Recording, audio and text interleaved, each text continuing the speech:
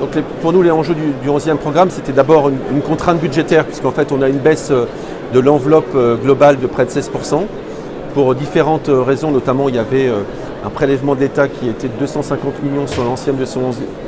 ce 11e programme, et puis un plafonnement de ce qu'on appelle le plafond mordant, qui faisait que, de fait, l'enveloppe attribuée et notre capacité d'investissement annuelle passait en gros de 400 millions à 340 millions par an. Donc c'est une première contrainte qui était une contrainte financière. Notre objectif, c'était la question de la lisibilité, de la sélectivité des mesures, de façon à ce que